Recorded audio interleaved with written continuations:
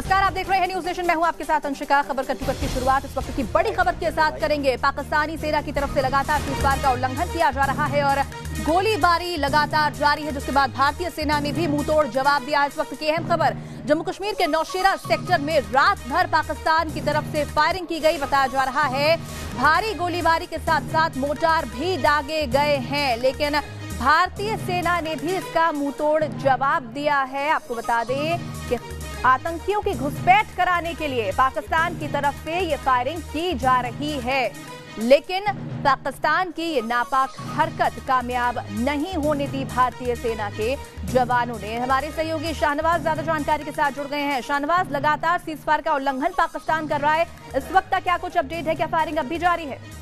देखिए अंशिका, पिछले 5 दिन से ये फायरिंग लगातार जारी है और जो भी पुंछ और राजौरी के अलग अलग सेक्टर हैं वहाँ पे पाकिस्तान फायरिंग कर रहा है। और जो कल पाकिस्तान ने फायरिंग की थी उसमें हमारा एक जवान जो था वो भी शहीद हो गया था, लेकिन उसके बावजूद पाकिस्तान ने देर रात फिर से फायरिंग की है और नौशेरा सेक्टर के अलग अलग इलाके पड़ते हैं, वहाँ पे ये फायरिंग की गई है। फिलहाल मुंहतोड़ जवाब पाकिस्तान को दिया जा रहा है और इस तरह की खबरें हैं। जो कल पाकिस्तान ने सीज़फायर तोड़ा था उसमें पाकिस्तानी सेना के कई सैनिक जो हैं वो भी मारे गए हैं।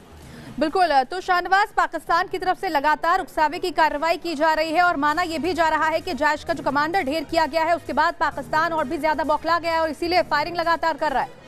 बिल्कुल, देखिए पाकिस्तान बिल्कुल बौखलाया हुआ है और कुछ दिन पहले ही अभी सेना हमारे जो आर्मी चीफ है उन्होंने क्लियर कर दिया है कि अगर पाकिस्तान किसी भी तरह की अगर बॉर्डर पे घुसपैठ की कोशिश करता है या फिर कुछ इस तरह की हरकत करता है तो मुंहतोड़ जवाब उसको दिया जाएगा। और लगातार मुंहतोड़ जवाब मैं आपको बता दूं दिया भी जा रहा है और जो खबरें आ रही हैं उसके मुताबिक पाकिस्तान की कई चौकियां भी तबाह हुई हैं और पाकिस्तान के कई सैनिक भी मारे गए हैं। तो पूरी तरह से जो भारतीय सेना है वो मुंहतोड़ जवाब इस समय पाकिस्तान को इस समय दे रही है। चलिए, बहुत बहुत शुक्रिया आपका शाहनवाज, तमाम जानकारी और बातचीत के लिए। तो पाकिस्तान की तरफ से लगातार सीमा पर उल्लंघन किया जा रहा है, फायरिंग लगातार जारी है, लेकिन भारतीय सेना भी मुंहतोड़ जवाब दे रही है। और इसी से जुड़ी हुई एक और रिपोर्ट देखिए।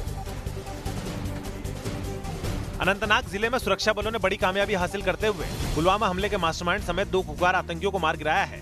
मारे गए आतंकी का नाम फयाज पंजू है, जो जैश ए मोहम्मद का टॉप कमांडर रहा है। फयाज पंजू के साथ शौकत नाम का दूसरा आतंकी भी मारा गया। सुरक्षा बलों को लंबे समय से इन आतंकियों की तलाश थी। खासकर फयाज पंजू घाटी में काफी वक्त से एक्टिव था और कश्मीर के नौजवानों को बरगलाकर आतंकी राह पर ढकेलने की कोशिश में लगा था। दूसरी ओर सीमा पार से पाकिस्तान आतंकियों की घुसपैठ करवाने के लिए सीज़फायर का उल्लंघन कर रहा है। कुपवाड़ा के तंगधार सुंदरबनी केरन सेक्टर में सीज़फायर उल्लंघन किया गया। जवाबी कार्रवाई में पाकिस्तान के 2 सैनिकों को मार गिराया गया है। इस फायरिंग में भारतीय जवान नायक कृष्णलाल शहीद हो गए। चले बढ़ते हैं आगे। बात 3 तलाक बिल की, जिसे राज्यसभा में पास करवा लिया गया और कल आजादी का दिन था उन मुस्लिम महिलाओं के लिए जो लगातार समाज की बेड़ियों में जकड़ी हुई थी। क्या कुछ प्रावधान है 3 तलाक बिल में, देखिए। मुस्लिम महिलाओं को 3 तलाक से आजादी दिलवाने की मोदी सरकार की कोशिश आखिरकार रंग लाई है। बरसों से 3 तलाक का दंश झेल रही मुस्लिम महिलाओं को अब 3 तलाक से आजादी मिलने जा रही है, क्योंकि 3 तलाक बिल राज्यसभा से भी पास हो चुका है। अब राष्ट्रपति के हस्ताक्षर के बाद 3 तलाक बिल कानून में तब्दील हो जाएगा। इससे पहले यह बिल राज्यसभा में पेश किया गया था, जहां विपक्ष के अड़ंगे के बावजूद बिल पास हो गया। इस बिल का कानून बन जाने के बाद 3 तलाक या तलाक बिद्दत अब गैरकानूनी हो जाएगा। बता दें कि यह दूसरी बार था जब इस बिल को राज्यसभा में पेश किया गया। इस बिल को 3 संशोधनों के साथ पेश किया गया था। बिल के मुताबिक इसमें मजिस्ट्रेट को जमानत देने और सुलह करवाने का अधिकार दिया गया है। तो 3 तलाक बिल राज्यसभा में पास होने के बाद पूरे देश में मुस्लिम महिलाओं ने आजादी का जश्न मनाया। जश्न की तस्वीरें देश भर से सामने आई। ये जश्न उन महिलाओं का है जो 3 तलाक बिल पास होने से बड़ी राहत महसूस कर रही हैं, जो 3 तलाक जैसी सामाजिक बुराई के खौफ में हर पल जीने को मजबूर थी। 3 तलाक बिल के पास होने के बाद देश भर की मुस्लिम महिलाओं में खुशी की लहर दौड़ गई। महिलाओं ने मिठाइयां बांटी और एक दूसरे को बधाई दी। यूपी के वाराणसी में तो मुस्लिम महिलाओं ने ढोल नगाड़ों के साथ जुलूस निकाला और जमकर आतिशबाजी की। महिलाओं ने प्रधानमंत्री नरेंद्र मोदी और सरकार को शुभकामनाएं दी। इसके साथ साथ 3 तलाक के दंश से पीड़ित महिलाओं में भी काफी खुशी नजर आई। उन्नाव रेप पीड़ित लड़की अस्पताल में जिंदगी और मौत से जूझ रही है। डॉक्टर्स लगातार उसकी हालत पर नजर बनाए हुए हैं। इस बीच लगातार विवादों में घिरा ये जो हादसा था वो अब सीबीआई जांच के लिए सौंप दिया गया है। उन्नाव पीड़िता हादसे के बाद अस्पताल में जिंदगी की जंग लड़ रही है। हालत अभी भी गंभीर बनी हुई है। वहीं हादसे में मारी गई उसकी चाची और मौसी का आज अंतिम संस्कार किया जाएगा। चाची का अंतिम संस्कार पैतृक गांव माखी में होगा। इस मौके पर पीड़िता के चाचा को जेल से सीधे अंतिम संस्कार की जगह पर पुलिस लेकर आएगी। पीड़िता के चाचा को इलाहाबाद हाईकोर्ट की लखनऊ बेंच ने पैरोल दी है। पैरोल की मियाद रात 12 बजे तक की है। इस दौरान पीड़िता के चाचा पुलिस सुरक्षा में रहेंगे। रायबरेली की जेल से उन्हें माखी लाया जाएगा। पीड़िता के घर वालों ने कोर्ट से अंतिम संस्कार के लिए उसके चाचा को बेल देने की मांग की थी। लड़की के चाचा को अंतिम संस्कार के बाद जेल वापस ले जाया जाएगा। बताया जा रहा है कि पीड़िता की मौसी का अंतिम संस्कार बाराबंकी में होगा। 30 घंटे के सर्च ऑपरेशन के बाद आखिरकार सीसीडी के मालिक विजय सिद्धार्थ का शव मिल गया है। पूरा मामला क्या था, देखिए। कैफे कॉफी डे चेन के मालिक विजय सिद्धार्थ की डेड बॉडी रेस्क्यू टीम को मिल गई है। मंगलुरु की नेत्रावती नदी से उनका शव बरामद हुआ है। सोमवार को इसी नदी के पास गायब हुए सिद्धार्थ की खोजबीन में सर्च अभियान चलाया गया। देर रात तक खोजबीन चलती रही। भारतीय तटरक्षक बल ने तलाश के लिए मंगलुरु के पुराने बंदरगाह के पास एक जहाज भी तैनात किया था। इसके अलावा तटरक्षक बल की गोताखोरों की 3 टीमें सिद्धार्थ की तलाश में जुटी थी। कर्नाटक के पूर्व मुख्यमंत्री एस.एम. कृष्णा के दामाद और कॉफी कैफे डे के संस्थापक विजय सिद्धार्थ सोमवार की शाम को नेत्रावती नदी के पास से गुजर रहे थे। उन्होंने अपने ड्राइवर से कार रोकने और उसे पुल के दूसरे छोर पर जाकर रुकने को कहा था। उसके बाद से वो गायब हो गए थे। अंदेशा जताया गया था कि उन्होंने नदी में छलांग लगाकर खुदकुशी कर ली। अब उनकी डेड बॉडी मिल गई है, जिसे पुलिस ने कब्जे में ले लिया है। उत्तर प्रदेश में अपराधियों के हौसले कितने बुलंद हैं, इसकी बानगी देखने को मिली जब एसएसपी ऑफिस से कुछ ही कदमों की दूरी पर बदमाशों ने गोलीबारी कर दी। लखनऊ के एसएसपी ऑफिस से 500 मीटर की दूरी पर बदमाशों ने लोगों पर ताबड़तोड़ फायरिंग कर दी। आसपास मौजूद लोगों का कहना है कि बदमाशों ने 4 गोलियां चलाई, जिसमें एक गोली शाहिद जाफरी के सीने के ऊपरी हिस्से में और कंधे पर लगी, जबकि दूसरा युवक भी घायल हुआ है। घायलों को केजीएमयू अस्पताल में भर्ती कराया गया है, जहां पर दोनों का इलाज चल रहा है। फिलहाल डॉक्टरों ने घायलों को खतरे से बाहर बताया है। घटना की सूचना मिलने पर एसएसपी समेत लखनऊ पुलिस के आला अधिकारी मौके पर पहुंचे। एसएसपी के मुताबिक इस गोलीकांड को लेकर टीम गठित कर दी गई है। पूरे मामले की जांच में जुट गई है पुलिस। खबर हरिद्वार से, जहां भीड़ तंत्र ने एक और शख्स की जान ले ली। दरअसल इस शख्स पर मोबाइल चोरी का आरोप था, जिसके बाद भीड़ ने उसको बेरहमी से पीटा और उसकी मौत हो गई। उत्तराखंड के हरिद्वार में मोबाइल चोरी के शक में पीटे गए युवक की मौत हो गई। युवक हरिद्वार के पथरी थाना क्षेत्र का रहने वाला था। पुलिस ने शव को पोस्टमार्टम के लिए भेज दिया है। पुलिस के मुताबिक करीब 1 सप्ताह पहले एक ग्रामीण के घर से मोबाइल चोरी हो गया था। परिवार ने मोबाइल चोरी के शक में पड़ोस में रहने वाले युवक की पिटाई कर दी। हालांकि बाद में मोबाइल एक खेत में पड़ा मिला। परिजनों का आरोप है कि पिटाई के बाद से वो बीमार पड़ गया और उसकी मौत हो गई। युवक की पिटाई का ये वीडियो 21 जुलाई का बताया जा रहा है। हैदराबाद में पुलिस को एक बड़ी कामयाबी मिली है। पुलिस ने यहां पर एक किडनैपर्स गैंग का पर्दाफाश किया है, जो 1 करोड़ रुपए की फिरौती ले रहा था। पुलिस ने इनके पास से बड़ी मात्रा में कैश भी बरामद किया है। हैदराबाद में पुलिस ने 3 किडनैपर्स को गिरफ्तार किया है। इन किडनैपर्स के पास से 35 लाख रुपए भी मिले हैं। इनके नाम मोहम्मद अलमास, मोहम्मद अकबर, मीर शफीक अली बताए जा रहे हैं। इनमें मोहम्मद अलमास कार डीलर है, मोहम्मद अकबर स्टूडेंट है और मीर शफीक बेरोजगार है। पुलिस के मुताबिक इन तीनों के अलावा अभी और किडनैपर हैं, जो फिलहाल फरार हैं। पुलिस उन्हें पकड़ने की कोशिश कर रही है। इन 5 ने मिलकर 28 जुलाई को एक फाइनेंस कंपनी के मालिक का अपहरण किया था। पुलिस मोहम्मद अलमास को इस पूरी किडनैपिंग का मास्टरमाइंड बता रही है। इन 5 ने मिलकर ही फाइनेंस कंपनी के मालिक का अपहरण किया और फिर उससे फिरौती के रूप में 1 करोड़ रुपए वसूले। पुलिस ने किडनैपिंग की खबर मिलते ही तुरंत कार्रवाई कर इन्हें गिरफ्तार कर लिया। उत्तर प्रदेश में पुलिस का ऑपरेशन क्लीन लगातार जारी है। पुलिस ने गाजियाबाद और अलीगढ़ में ऑपरेशन चलाया, जिसमें 6 बदमाशों को पकड़ लिया गया।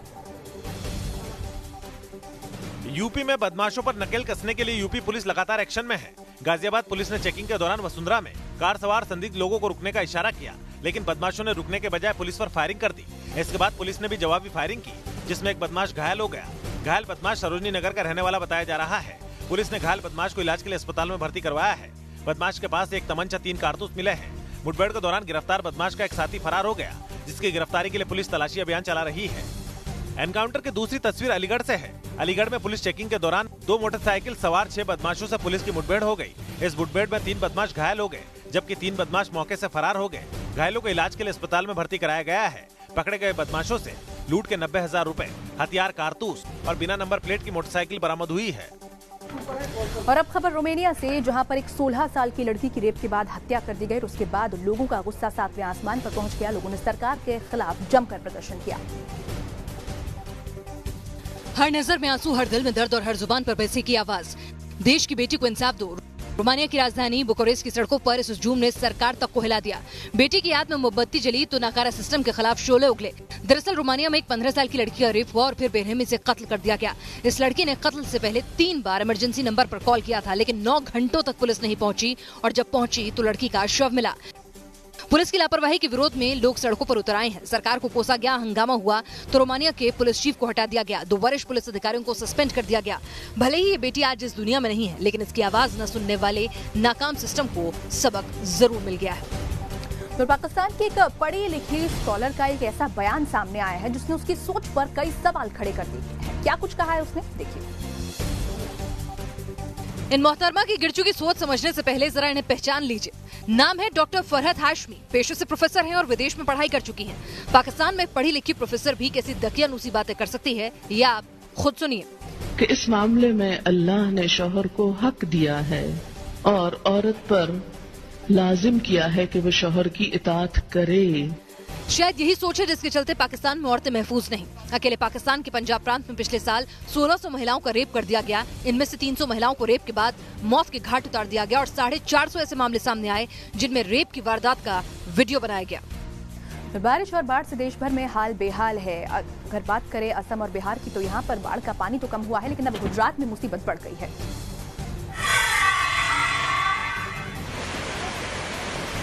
गुजरात में भारी बारिश के चलते सभी नदी, नाले और झरनों ने भयानक रूप अख्तियार कर लिया है।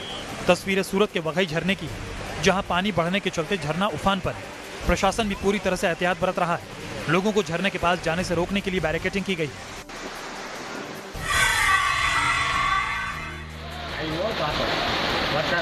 ये नदी की विकराल धारा नहीं बल्कि सड़क है जहां सैलाब का डेरा है। तस्वीरें जामनगर की हैं, जहां पर भारी बारिश के बाद लोगों की मुसीबतें बढ़ गई। सड़क पर बाढ़ का पानी ऐसे बह रहा है जैसे कोई उफनती हुई नदी रिहायशी इलाकों को तबाह कर देना चाहती है। जामनगर के ध्रोल तहसील में 9 इंच बारिश हुई है।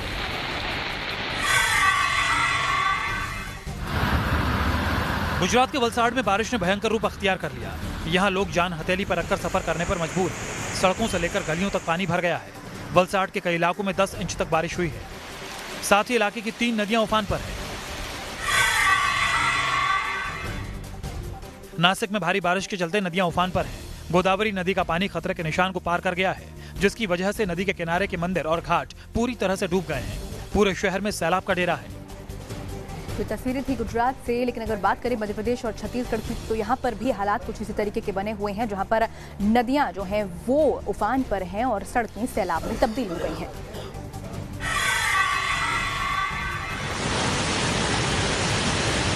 इस झरने को देखकर आप नियाग्रा फॉल्स को भूल जाएंगे, लेकिन छत्तीसगढ़ के बस्तर, जगदलपुर, चित्रकूट झरना की तस्वीरें हैं, जहां पर भारी बारिश के बाद झरने ने विकराल रूप अख्तियार कर लिया है। पानी की गर्जना इतनी है कि 3 किलोमीटर दूर तक इसका शोर सुनने को मिल रहा है।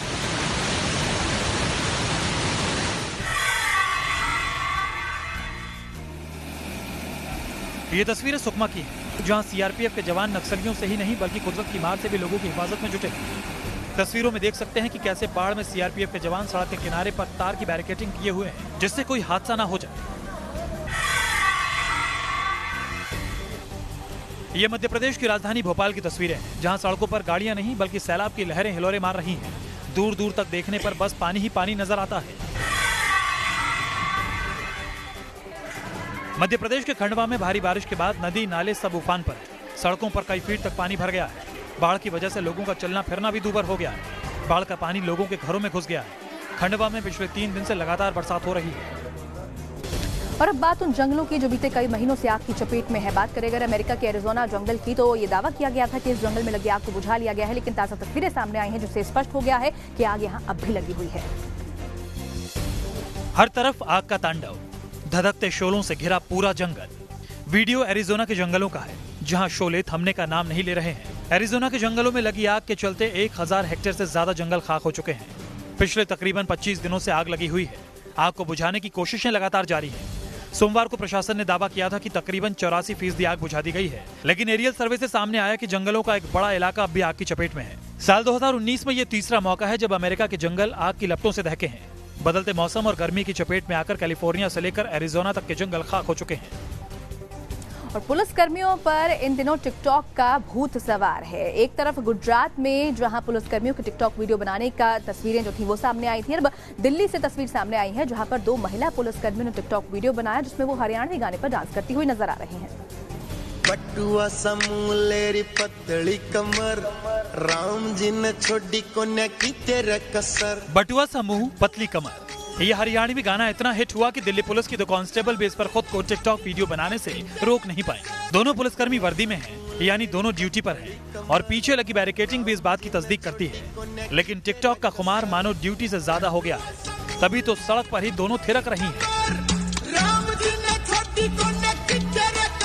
इससे पहले गुजरात पुलिस और यूपी पुलिस के कर्मियों के टिकटॉक वीडियो भी वायरल हुए थे। कोई सिम्बा स्टाइल में था तो कोई सिंघम स्टाइल में, कोई फिल्मी डायलॉग पर हीरोगिरी दिखा रहा था तो किसी को बॉलीवुड के गाने पसंद आ रहे थे। इनमें से कुछ पर कार्रवाई हो गई है और कुछ पर कार्रवाई का ऐलान किया गया है। यानी टिकटॉक का यह बुखार नौकरी के लिए भारी साबित हो सकता है। और क्या हो जब आपके नंबर पर किसी शख्स का फोन आए और वो आपसे पूछे कि क्या आप सनी लियोनी बोल रहे हैं। दरअसल ऐसा ही हुआ है एक शख्स के साथ। ऐसा क्यों हुआ, देखिए जरा। फिल्म अर्जुन पटियाला के एक सीन में सनी लियोनी दारोगा बनी दिलजीत को अपना नंबर बताती हैं। फिल्म का सीन था, सनी ने अपना रोल निभाया, लेकिन सनी का ये डायलॉग दिल्ली के रहने वाले पुनीत को भारी पड़ गया। दरअसल जो नंबर सनी लियोनी ने बोला वो पुनीत का नंबर है। पुनीत को लगातार फोन आने लगे। कोई पूछता आप सनी लियोनी हैं क्या, कोई कहता सनी लियोनी से बात करा दो, तो कोई सनी लियोनी की फिल्म में रोल की रिक्वेस्ट करता। अब तक कितने कॉल आ चुके? बार-बार यही बोलते सनी लियोनी से बात करा दो, मेरे को मूवी में रोल दिलवा दो। परेशान होकर पुनीत ने थाने में शिकायत दर्ज करा दी, लेकिन दिक्कत ऐसी है कि पुलिस के पास भी कोई फौरी इलाज नहीं है और बेचारे पुनीत सनी के सीन की मानो सजा भुगत रहे हैं। तो कोई नंबर से परेशान नजर आ रहा है तो कोई अपने नाम से ही परेशान है। दरअसल एक शख्स है जो परेशान है राहुल गांधी के नाम से। अब ऐसा क्यों है, जरा ये भी देख लीजिए। चेहरा अलग, पहचान अलग, काम भी अलग है, लेकिन नाम एक है। राहुल गांधी के साथ दिख रहे दूसरे शख्स का नाम भी राहुल गांधी ही है। इन साहब का नाम राहुल गांधी क्या पड़ा, बड़े होते होते जिंदगी में परेशानियां बढ़ती गई। किसी से फोन पर कहते हैं कि राहुल गांधी बोल रहा हूं तो लोग मजाक उड़ाते हैं। किसी को अपना नाम राहुल गांधी बताते हैं तो वो भी हंसता है। इनकी परेशानी दुनिया में आने के साथ ही शुरू हो गई थी। पिता बीएसएफ में थे और अधिकारी उन्हें प्यार से गांधी कहते थे। पिता ने नाम रख दिया राहुल और इनका नाम हो गया राहुल गांधी। लोगों के मखौल मजाक ने इतना तंग कर दिया कि अब जनाब अपना नाम बदलने की सोच रहे हैं। मजिस्ट्रेट के सामने गुहार लगाई है कि कागजों में नाम राहुल गांधी से बदलकर राहुल मालवीय कर दिया जाए।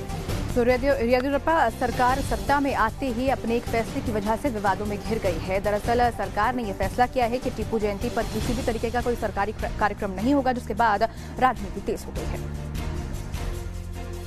जिस टीपू को इतिहास ने मैसूर का शेर कहा, वो टीपू कर्नाटक में सियासी वार पलटवार का एक मुद्दा बन गया है। इस सिलसिले को एक बार फिर आगे बढ़ाया नई नवेली येदियुरप्पा सरकार ने। येदियुरप्पा ने ऐलान किया कि टीपू जयंती पर सरकारी कार्यक्रम नहीं होंगे। सरकार की दलील है कि पिछले मौकों पर टीपू जयंती के दौरान हुई हिंसा को रोकने के लिए ये कदम उठाया जा रहा है, लेकिन कांग्रेस इसे वोट बैंक की सियासत करार दे रही है। लेकिन एक सवाल का जवाब येदियुरप्पा को जरूर देना होगा। क्या ये सरकार और इसका लॉ एंड ऑर्डर इतना कमजोर है कि जिन टीपू सुल्तान को खुद राष्ट्रपति ने विधानसभा में मैसूर का शेर कहा था, उन टीपू सुल्तान की जयंती को शांतिपूर्वक तरीके से आयोजित नहीं कराया जा सकता? या फिर ये कदम उसी एजेंडे का हिस्सा है जिसे कर्नाटक में कुछ गुट लंबे वक्त से आगे बढ़ाते नजर आए हैं? और अब सोशल मीडिया की तमाम अहम सुर्खियां वायरल कट टू कट में। न्यू जर्सी का एक वीडियो सोशल मीडिया की सुर्खियों में बना हुआ है। दरअसल हाईवे पर चलते हुए एक ट्रक का टायर निकल गया था। कुछ सेकंड तक ये टायर सड़क पर चलता रहा। सड़क से गुजरते लोग इसका वीडियो बना रहे थे और अचानक ये पहिया डिवाइडर पर चढ़ गया और तेज रफ्तार के साथ एक जीप के साथ टकरा गया। टक्कर होते ही जीप के शीशे और टायर के चीथड़े उड़ गए। आबू धाबी के एक सफाई कर्मचारी का वीडियो आज दिन भर वायरल हुआ। ये सफाई कर्मचारी एक पार्किंग में सफाई कर रहा था और काम के साथ डांस भी जारी था। वीडियो में आप देखेंगे कि कैसे काम करते करते ये जनाब एक गाने पर थिरक रहे। कई लोगों ने इस वीडियो को शेयर किया और कुछ ने यह भी लिखा कि काम के स्ट्रेस को कम करने का इससे बेहतर तरीका नहीं हो सकता।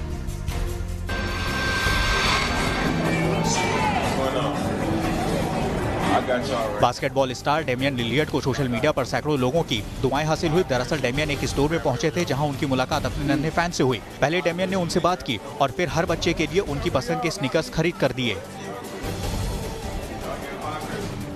और अब जुर्म से सावधान करने वाली खबरें क्राइम कट टू कट में। बिहार के बोधगया में एक मनचले की जमकर मरम्मत कर दी गई। दरअसल ये मनचला एक लड़की को परेशान कर रहा था। गुस्से में तमतमाई लड़की ने डंडा उठाया और मनचले को धुनना शुरू कर दिया। जब तक लड़की थकी नहीं तब तक डंडे से मनचले की मरम्मत होती रही। एमपी के सीहोर में बच्चा चुराने की कोशिश करता एक शख्स लोगों के हत्थे चढ़ गया और फिर भीड़ ने अपने इंसाफ को अंजाम दे दिया। बीच बाजार चोरी की कोशिश करते शख्स को बुरी तरह पीटा गया। मुरादाबाद में एक महिला और उसके पति के बीच सड़क पर ही मारपीट हो गई। दरअसल महिला और पति के बीच पहले से विवाद चल रहा था। महिला का आरोप है कि पति ने पहले बीच सड़क उसे 3 तलाक दे दिया और फिर मारपीट की। सहारनपुर में पुलिस ने नकली करेंसी बनाने वाले 4 लोगों को गिरफ्तार किया है। इन लोगों से 1.5 लाख की नकली करेंसी भी बरामद हुई है। पुलिस के मुताबिक आरोपी नकली नोट बनाकर आसपास के राज्यों में चलाते थे। ग्लोबल वार्मिंग के चलते अंटार्कटिका में पिघल रही बर्फ से तबाही आ सकती है और इसे रोकने के लिए वैज्ञानिकों ने कृत्रिम बर्फ जमाने की पहल की है।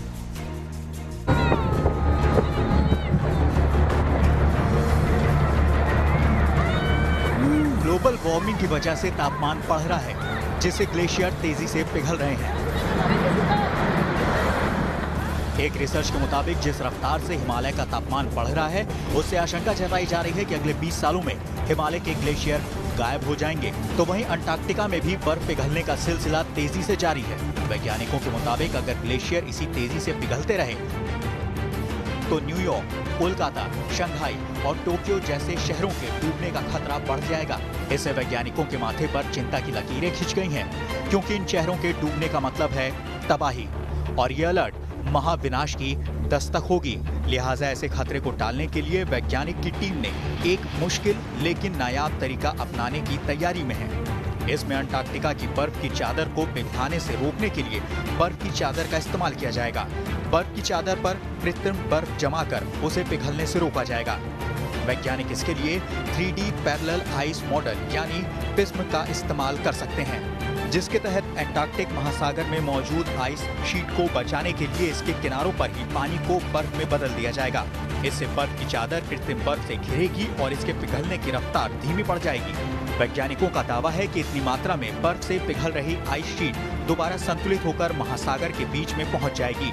बताया जा रहा है कि पानी को बर्फ में बदलने के लिए पूरे इलाके में हवा से चलने वाली हजारों टरबाइन लगानी पड़ेगी। Team news nation. और अब दुनिया की हर बड़ी खबर वर्ल्ड कट टू कट में। चीन में भारी बरसात आफत बनी हुई है। चीन के शांगजी प्रांत में भारी बरसात के चलते बाढ़ आई और सैकड़ों लोग बाढ़ के पानी के बीच फंस गए। पानी में फंसे लोगों को निकालने के लिए बड़े पैमाने पर रेस्क्यू ऑपरेशन चलाया गया। पिछले 1 महीने से चीन में लगातार बरसात हो रही है, जिसके चलते चीन के अधिकतर प्रांत बाढ़ की चपेट में आ गए। चीन की तरह रूस भी बाढ़ की चपेट में है। रूस के इरकुत्स्क प्रांत में तेज बरसात की वजह से दोबारा बाढ़ आ गई है। जुलाई के पहले हफ्ते में भी रूस के इसी प्रांत ने बाढ़ का सामना किया था। बाढ़ की वजह से इलाके का संपर्क कट गया है और रूस की वायुसेना को राहत अभियानों में शामिल किया गया है। पाकिस्तान के रावलपिंडी में पाकिस्तानी फौज का एक विमान क्रैश हो गया है। इस हादसे में विमान में सवार सभी 5 फौजी मारे गए। प्लेन रिहायशी इलाकों में क्रैश हुआ था, जिसकी चपेट में आकर 12 नागरिकों की भी मौत हो गई। और चलिए इसी के साथ खबर कट टू कट में इतना ही, लेकिन आप बने रहिए न्यूज़ नेशन के साथ, क्योंकि खबरों का सिलसिला यहाँ कभी नहीं थमता।